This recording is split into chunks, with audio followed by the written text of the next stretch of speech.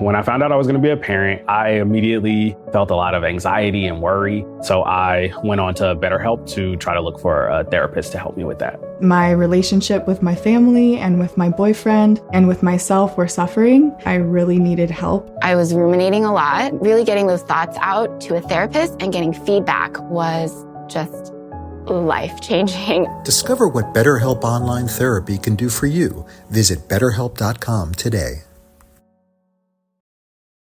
Hey there, it's Wayfair here, where delivery and setup are as easy as a few taps on your phone. You're relaxing in an old hammock, scrolling Wayfair's app, when you spot it, a brand new patio set. Next thing you know, Wayfair delivers it right to your patio and sets it up. Oh, you need a new grill too? All right, Wayfair's got you covered. With Wayfair's room of choice delivery and fast expert setup on qualifying orders, life gets a little easier. Visit wayfair.com or the Wayfair app. Wayfair, every style, every home. Hey guys, and welcome to another episode of Woke by Accident podcast. It is a weekly chat about socially conscious topics impacting the culture. On this episode, we are joined by Sambaza, host and creator of the Sambaza podcast. Hey guys, and welcome to another episode of Woke by Accident podcast, a weekly chat about socially conscious topics impacting the culture. Welcome. We are excited to have Sambaza back, who is host and creator of the Sambaza podcast. He is a remarkable figure in the podcasting world. Hailing from the Republic of Kenya, he has garnered 3 nominations for Best African Diasporan Podcast by the APVA. In addition, he has also been nominated by the Texas Creator Awards for Best Blog. Also, he has been a presenter at Afros on Audio Podcast Festival for the years 2022, 23, 24, and planning for 25. He also participated at Podfest 2025. Welcome back, Sambaza.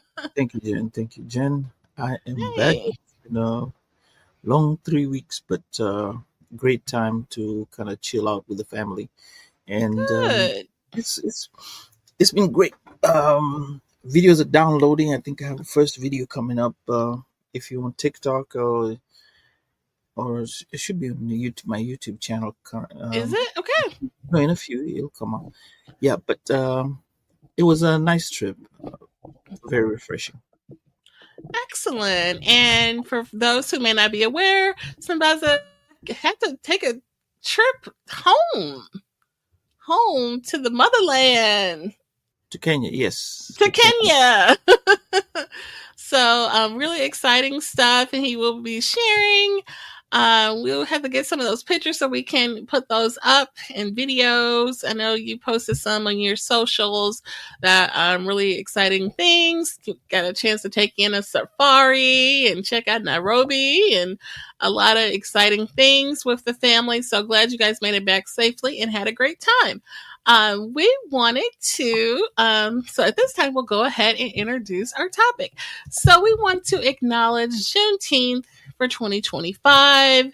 Definitely want to take an opportunity to acknowledge Juneteenth, our Freedom Day, in this brief but powerful episode. So today we'll reflect on what it means, especially the context of Black liberation and ongoing justice movements. We're also honored to share a great clip from our powerful conversation with Dr. Opal Lee, who is a retired educator, activist, and the woman who is known as the grandmother of Juneteenth. We were blessed enough to have an opportunity to speak with her and her daughter, Dion Sims. So be sure to catch that episode, which is in season 6, episode 166, but we're going to share a few moments of that after we talk about Juneteenth for a little bit. Oh yeah, Juneteenth actually was. It's also known as a Freedom Day and Emancipation Day, marked on June 19th. It was in 1865 when the Union soldiers arrived in Galveston, where they had the proclamation for independence with news that the Civil War had just ended and the enslaved people were now free.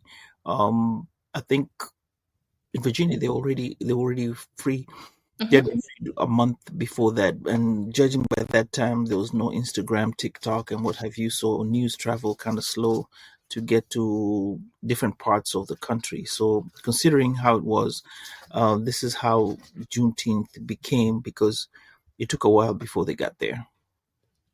Right. And so, as history shows, this is 2 years after President Lincoln's Emancipation Proclamation. For many, Juneteenth represents the delayed justice, but also a resilience, liberation, and the enduring fight for freedom. Oh yeah, yeah. Oh, so it's 2 years, not a month. I thought it was a month. No. They kind of held it up for 2 years. I think they knew it.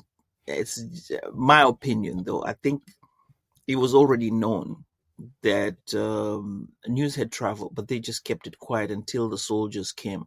I think Okay. soldiers kind of put it more to official, because I think when you look at the North and the South issues that they were having regarding labor, that was where the problem came about.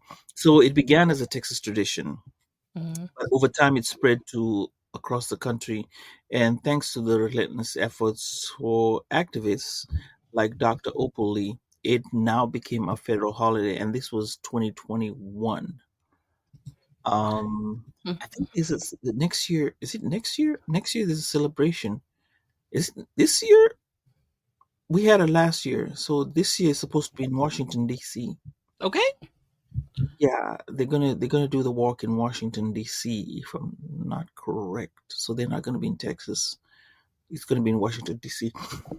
And Uh, speaking, the walk is kind of what got a part of the movement that she created, and rallying that she did to get attention for making this a federal holiday. Dr. Opal Lee, who we mentioned is known as the grandmother of Juneteenth, walked from with many others, walked from Fort Worth all the way to Washington, D.C. Like I mentioned that episode 166, we had a conversation with her daughter, Deion Sims, who definitely was a part of the campaign and effort. They collected over 1.6 million signatures to get this push for national recognition. oh yeah. Oh, by the way, you also have to acknowledge that she came in also taking up the mantle. Somebody else had started it off. I think Laura mentioned that it was a gentleman. I can't remember the name right now, but if you Okay. check the episode, it'll show you who the gentleman was, and then she took over. And I guess you can say that there was a grandfather and a grandmother. So he started it off, and then she took it and moved past where she was. So it's like she took the mantle and decided, okay, this is it. I'm going to take it up from here and go as far as I can. So Juneteenth is more than a moment of history. It's a celebration of Black culture, progress, and continued resilience, as we say. We honor our ancestors, the journey, and the work that is still ahead. I think Mhm. we have moved over from just looking at it as just as a holiday, so to speak, but look at it as a way of reflection of what is to come forward and what we have to do as African American people, and how we can integrate ourselves into upper echelon. And not that we have not been there, but it's that we need to be recognized. And part of the recognition is being allowed in these spaces. Um, well, as you know, there are these political upheavals that we have, which stop us from getting to the top and sharing the same resources. But we're making strides. And one of the strides is once a federal holiday like this shows up or comes up, and we do things like, I think you alluded in one of the conversations where you talked about, business fairs. We do, workshops, maybe even a celebrity basketball game or a football game or something that will unite people together, marks it as a difference to not just any other holiday. So that's one of the ways that I think we can say this is a great holiday to look into.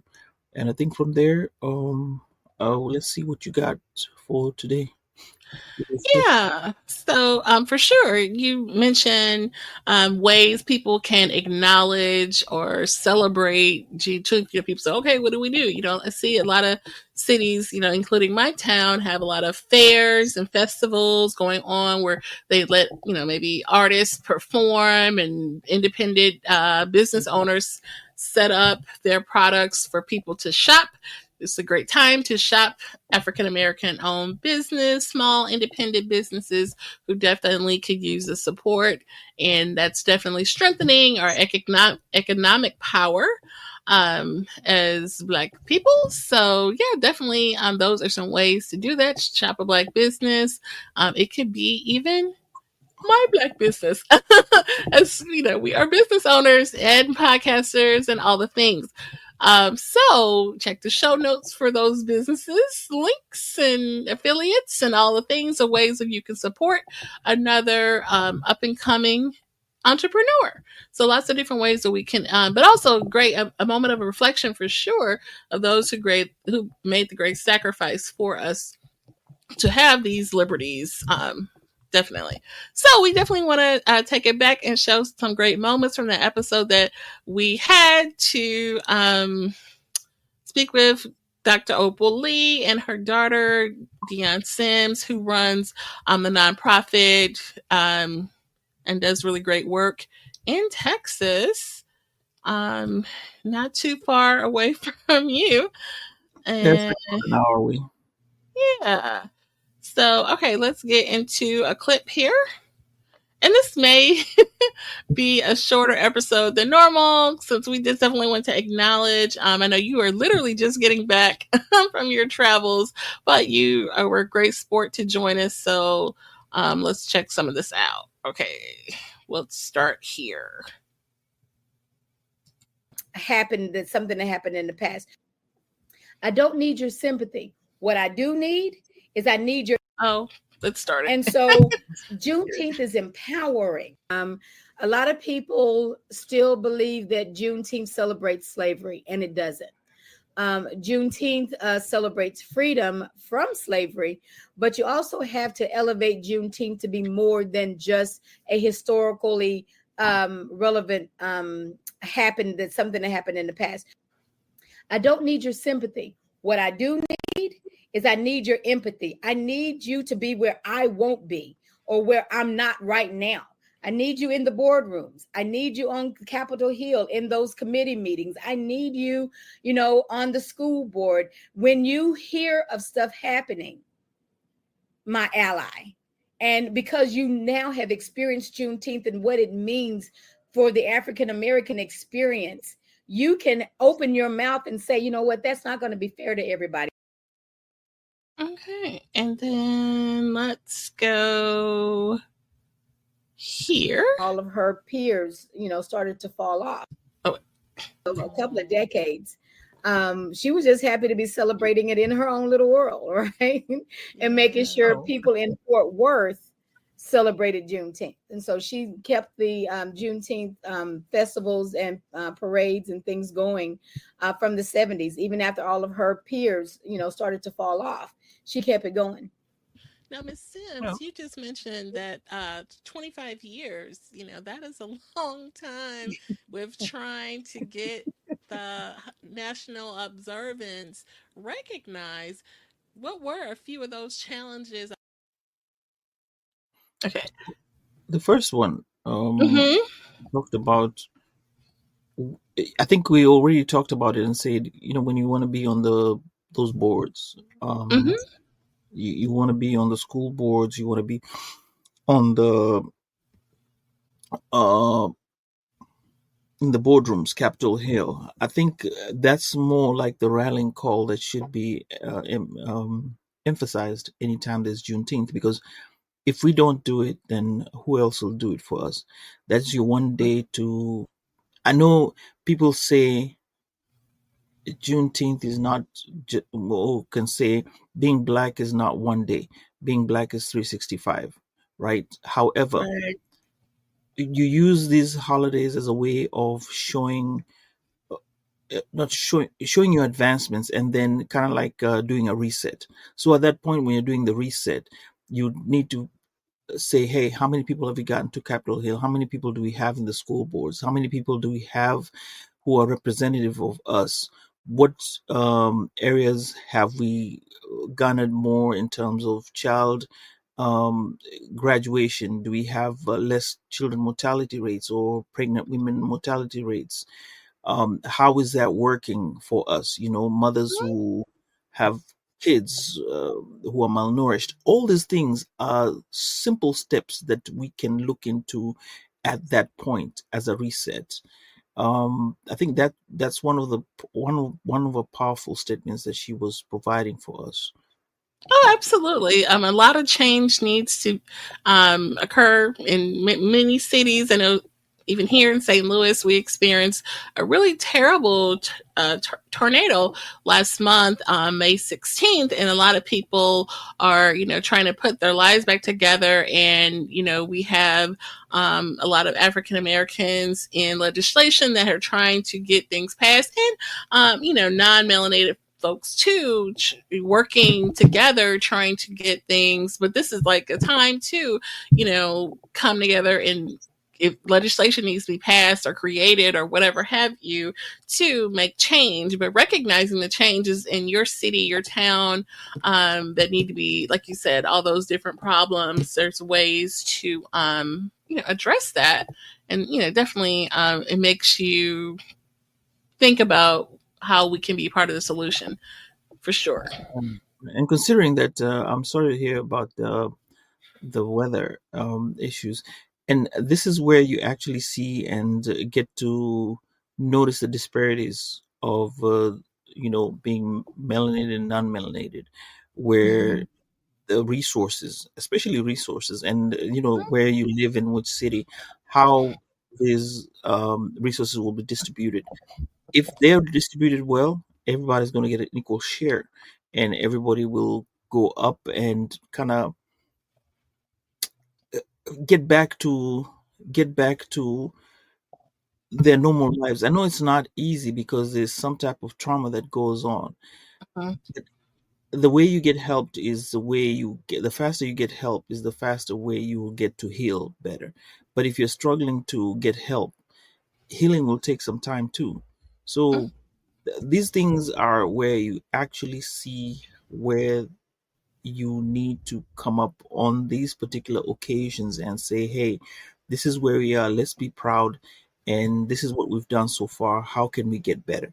Identify these options and then look at it, how you can move forward. And at the end of the next year, you come back and say, hey, this is what we did.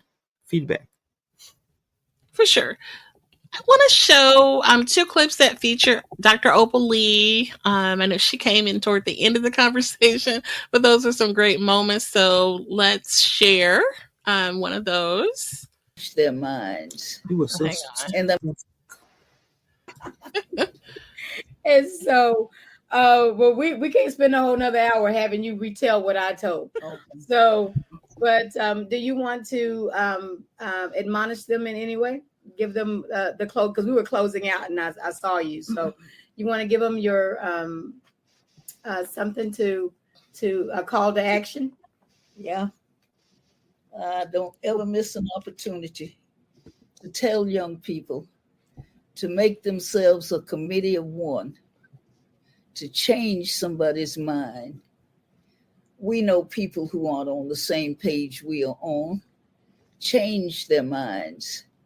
And their minds can be changed. If people have been taught to hate, they can be taught to love. And it's up to you to change their minds. And there you have it. That was a great moment there. Thoughts about that conversation with Dr. Opal Lee? Yeah, I think the show, you couldn't have kept the show in a better way than have her come in. I think remember our strategy was she had been interviewed by so many people, so we were going for Dr. Dion Sims. That's her daughter, not her daughter, but her is it granddaughter, Who's her daughter? Yeah, granddaughter, I thought it was her daughter. daughter, right? Yes. Okay, so the daughter was actually going to speak on her behalf and then give us tidbits about what was, what was going to be like a view of the other person. And luckily she showed up, and we were like, oh wow, this was a moment. Yeah, it couldn't have been better. But I like the way she said, we all make ourselves committee as one. If people are taught to hate, then they can be taught to love. I think that was a powerful statement right there. It is, totally. Yeah. Absolutely. For sure. Here we are with Juneteenth, and we're talking about it. And we've already created a committee of one. We are on this podcast talking about it. And I think when it goes out to the people, whoever are listening or come up to listen much better, I think you want to go and listen to the whole episode. It has its moments, and you can pick off from those moments and see how best you can help out on Juneteenth. Doesn't matter whether you're melanated or not melanated. Either way, yeah, you have a part to play. For sure. And it's not just a Texas thing. I hear a lot of people say, oh, it's only about Texas. But I mean, that's just a part of our history that we all share. You know what I mean? So it's really just kind of like a symbol of, what our ancestors experienced, and which, is to be celebrated everywhere. So I think when you say it was a Texas thing, I maybe people, it doesn't come off. It depends on how you look at it. Texas is where the information got to be brought to. Then Dr. Opal Lee and Dr. Dion Sims are the ones who now are forging ahead, and I think it starts from somewhere and spreads its tentacles. That's where it comes out. And people may have said it's a Texas thing. I think 20 years ago, I'll probably have said the same thing, because not a lot of people are talking about it. 20 right. But now it's become something because of the federal holiday and the strides that have been made to make sure that it becomes part of our society. So with that, yes, we can look at it and say it started from Texas, but now it's for everybody to share, and we all share it as people from the United States. All right, for sure. All right, so this is our acknowledgement of the Juneteenth holiday. We appreciate the ones who have joined us this evening, and catch the audio episode very soon. We will have Sambaza share more about his travels and things that he got into on his trip, and some current events on our next show. Anything else you want to share? What are you planning on doing tomorrow for Juneteenth? You know what? I am going to do some of my show live streams for my side business. So I will be on Whatnot, which is one of my platforms that I use for my small business. And so people can support a small business and show up on Whatnot. Live streams. The business name is... That's not the business name, but it's just it's a part of what, yeah. Business called. What's the business called? So eventually, so I do it under Curvy Closet with Jen, but and it's a reselling business, and I do live streams, and so we'll do some live streams. And people can support a Black business. But no, just so I definitely will try to support some independent businesses around here. There's several to choose from. I challenge people to do that in their own city in some small way, whether it's getting a muffin from the neighborhood spot or cup of coffee or, anything you can do to support a small independent business and with Juneteenth in mind. So, is the city doing anything around Juneteenth? Are they doing it or on they Saturday? they had some festivals last weekend ahead of it that I missed out on. Sometimes, it's like you're not in the mood for the big crowds, and I think there'll be some more this weekend. And then I think there's some on the day. So it'll be something likely going on tomorrow. So I may, check out the vibes on that. But, I definitely will be representing as a business owner out here in the good digital space. So. Yeah, because tomorrow, I don't know what's happening in the city. I haven't pinpointed exactly in Dallas, but I'm sure there's something going on in Dallas. Oh, yeah, totally. Over the weekend, and last weekend, I was supposed to go to a show that I really wanted to go to, but I missed out because remember, I just came in and I was tired, all that. However, this weekend, our city, Euphony, is going to celebrate Juneteenth.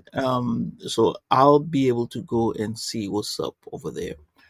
I think it'll be great. It's the first time I'm attending one, but I think it's going to be an awesome event to also meet the people around the city as well. So it's looking forward to it. Yeah, definitely you should do that. And you've got some more travels coming up as the year. I guess we have to get through the summer. Get through the summer. Go back to Kenya too. That's another. You ready? Yeah, within the year, I may have to go back. Oh, really? That's another story altogether. Okay, I bet. Yikes. Well, it was a great trip. I have good ideas. I found some ideas I might plan on doing if I ever go again next year. Podcasting ideas. I just have to put them to pen and paper and then have people, buy into the idea. But I think it'll work out. This time it'll work out. Now, this was the first time the kids went, right? Nah, they've been there like 3-4 times. Oh, they've been? Okay. Yeah. Okay, so everybody's been before. You just... Yeah. No, we were a group of 8. So, group of 8. 2 of them that was their first time. The last time you didn't bring everybody. But this time everybody went. Pretty much, okay, yes. That's great. The more the merrier. It was my sister-in-law and 2 others. My wife's friend's sister and daughter. So it was a great experience for them. Having to see Kenya, and they had their own adventures. I would like to hear their stories. The good thing is they took videos, and their videos, I'm going to incorporate them together with mine, and then you kind of see their view of what Kenya might be or whatever they took on their end. So it's going to look interesting for this particular series of videos that I have. Okay. Yeah. Good. Well, we're looking forward to that. And all right, sounds great. So we will make it short and sweet for you guys, but please join us for next time. Hang on, where's my little spiel? All right, so we hope that you found our conversation and show today inspiring and enlightening. And again, we put that challenge out for you to support an independent business in your town. All right, so do that and share. And if you found the episode meaningful, please share it with friends and family. Stay tuned for more engaging content, and we look forward to continuing these great conversations in the future. So we will see you next time. Take care.